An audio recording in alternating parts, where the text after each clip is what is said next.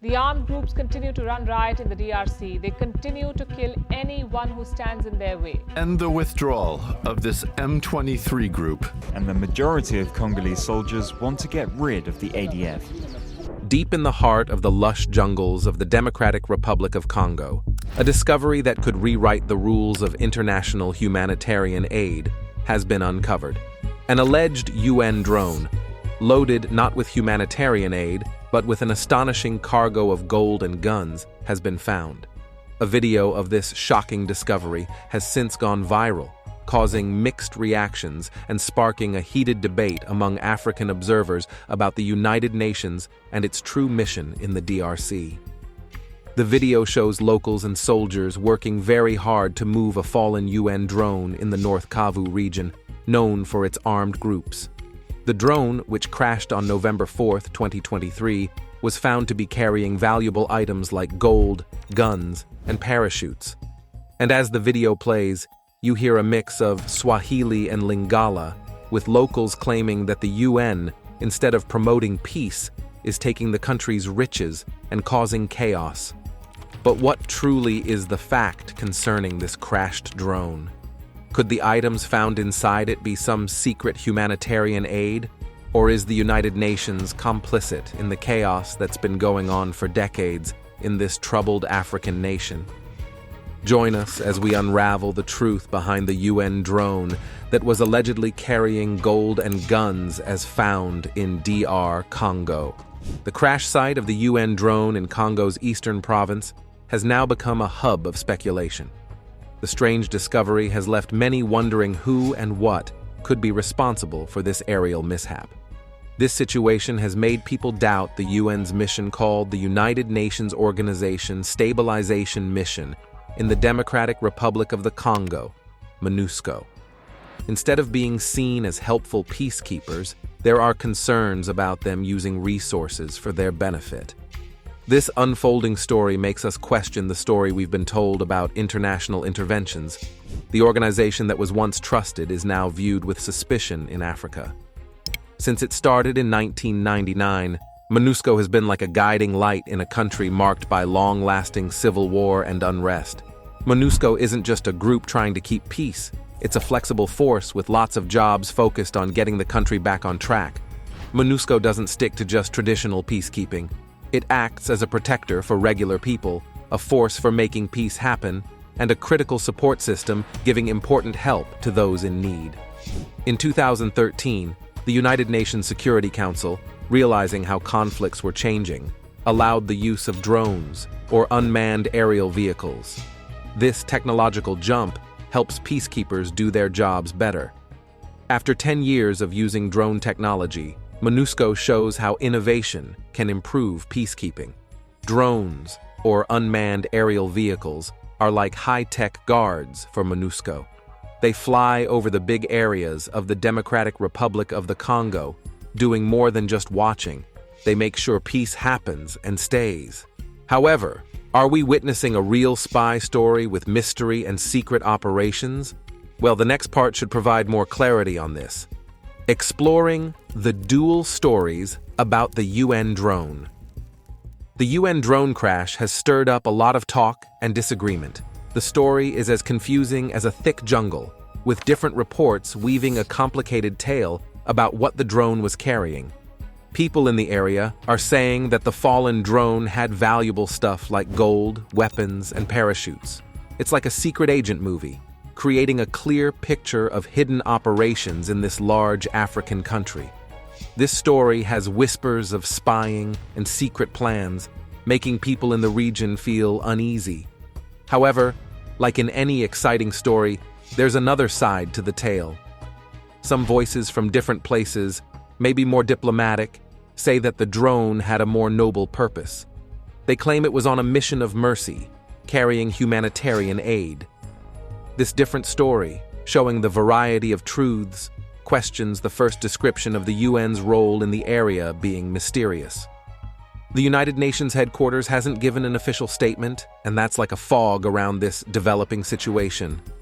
We're not sure what's happening, and there's a lot of guessing, making things even more confusing. The UN's quietness is like a blank canvas where doubt is painted, letting us imagine all sorts of things.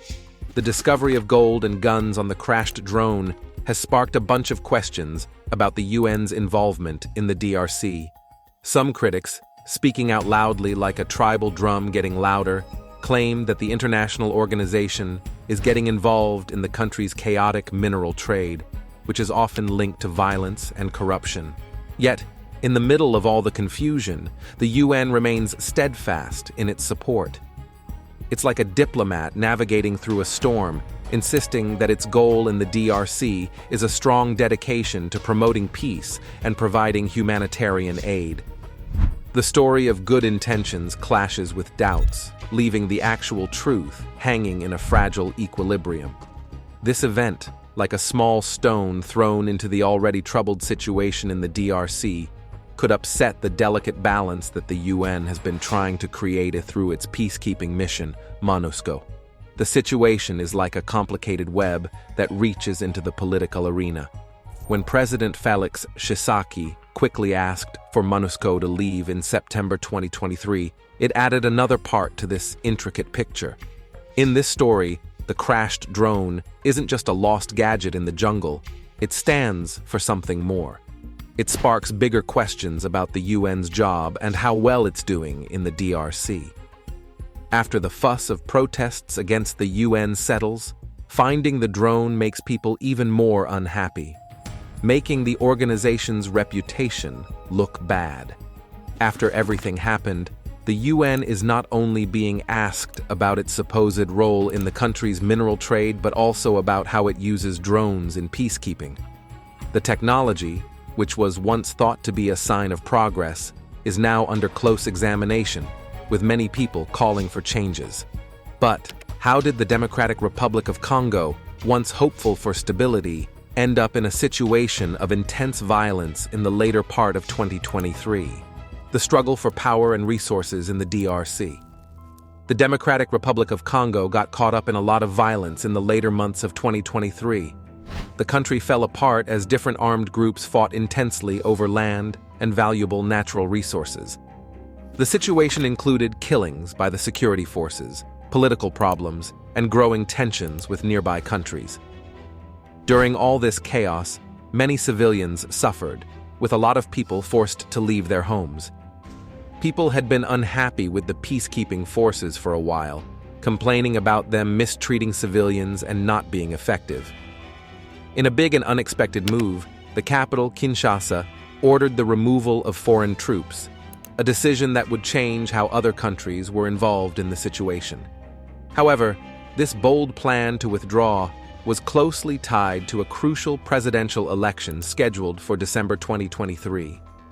As foreign forces got ready to leave, the entire nation held its breath, expecting a critical political turning point.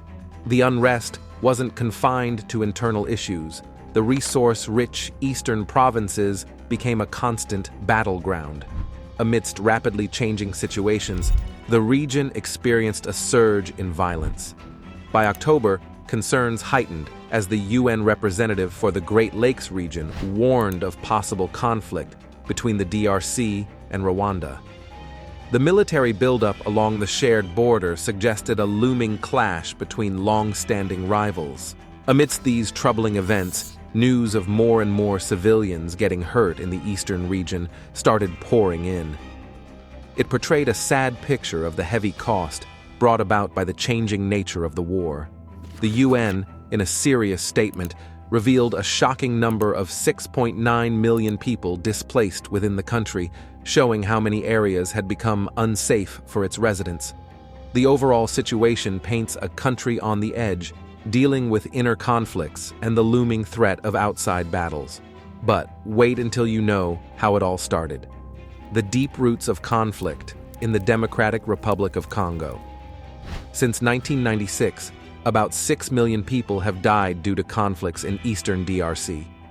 The First Congo War, starting in 1996, was triggered by the aftermath of the 1994 Rwandan genocide. During this genocide, extremist Hutus killed around 1 million Tutsis and moderate Hutus in Rwanda, which is east of the DRC. After the genocide, nearly 2 million Hutu refugees moved into the Congo, mostly staying in camps in North Kivu and South Kivu provinces. Some of these Rwandans were extremist Hutus who formed militias in the Congo. The situation escalated as Tutsi militias opposed the Hutu groups, and foreign powers got involved by taking sides. After the Rwandan Patriotic Front, RPF defeated the Rwandan government responsible for the genocide. The new government, led by Tutsis, got involved in the Democratic Republic of the Congo, then called the Republic of Zaire. Rwandan troops, led by President Paul Kagame, and Tutsi militias in Congo, supported by Rwanda, invaded Zaire, which was then ruled by dictator Mobutu Sese Seko. Kigali justified these actions by saying that Hutu groups in eastern DRC still posed a threat to their Tutsi population, and that the Mobutu regime was hiding Hutu extremists who had escaped across the border. In 1996, Rwanda, with support from other African nations like Uganda, Angola, and Burundi, fought the First Congo War against Zaire. These countries had concerns about Zaire's leader, Mobutu, who supported rebel groups in Africa. The Rwandan coalition, led by then-opposition leader Laurent Kabila, invaded Zaire. The conflict resulted in thousands of deaths, including former Hutu militants, armed group members, refugees, and non-combatant Congolese in North and South Kivu. The fighting was brutal, especially with Rwandan soldiers and Tutsi groups involved. The Kabila-Kagame coalition emerged victorious in 1997, leading to Mobutu fleeing Kinshasa. Kabila became the president, and Zaire was renamed the Democratic Republic of Congo. In 1998, the Second Congo War started because of tense relations between Kigali and Kinshasa. To show that Rwanda wasn't controlling things, Kabila, who was in charge, said that Rwanda didn't help him secure his position. He removed Tutsis from his government and tried to decrease Rwanda's military presence in eastern DRC. In the late 1990s, people around the world realized that the First Congo War had war crimes, especially against Hutu people, mainly done by Kagame's army. This agreement made Kabila's new government look bad. Rwanda tried to play down its role, and Kabila had to deal with pressures from inside and outside, trying to survive politically while distancing himself from Rwanda's controversial actions. The conflict showed how complicated things were in the region, with power struggles, ethnic tensions, and the consequences of past military involvement all tied together. However, what Laurent Kabila did next will shock you. Laurent Kabila's shocking order and the outbreak of conflict. In a surprising change of alliances, Laurent Kabila, who was leading the Democratic Republic of the Congo at the time, gave an order for all foreign troops to leave the country. At the same time, he allowed the restructuring of armed Hutu groups along the Congolese border. This choice set the scene for a series of chaotic events. In response, Rwanda launched an invasion in 1998, stating its goal to control the DRC-Rwanda border areas. The aim was to create a buffer zone, keeping Rwanda away from Hutu groups in the eastern part of the DRC. This conflict turned into the Second Congo War, involving various parties. Congolese forces, supported by Angola, Namibia, and Zimbabwe, countries that had shifted their alliances to back Laurent Kabila, fought intense battles against Rwandan, Ugandan, and Burundian militaries. Meanwhile, rebel groups supported by Kigali and Kampala added to the complexity of the already chaotic situation. During the war, Laurent Kabila had to deal with problems from within. In 2001, some of his aides and guards tried to overthrow him in a coup. This event was a major shift, resulting in the imprisonment of those responsible. After this, Joseph Kabila, Laurent's son, took over leadership. Under Joseph's rule, the Second Congo War officially ended in 2002. The war had caused immense suffering, and by 2004, it was estimated that over 3 million people had died or were affected by the resulting humanitarian crisis. While the end of the war brought some stability to the region, its deep impact on the people and politics of Congo persisted. Rwanda, Uganda, and the DRC started putting into action a series of peace agreements between 2002 and 2003. These agreements allowed for a temporary government in the capital, Kinshasa, led by Joseph Kabila. Despite these efforts, which included truth and reconciliation commissions and a new UN peacekeeping force, there were still ongoing conflicts in the eastern part of the DRC. Joseph Kabila officially became the leader after a much-anticipated election in 2006. One significant rebel group that emerged in the early 2000s was called the March 23 Movement, M23, mainly composed of ethnic Tutsis. Between 2012 and 2013, M23 gained considerable strength in the eastern DRC. Kinshasa accused Kigali of supporting this group.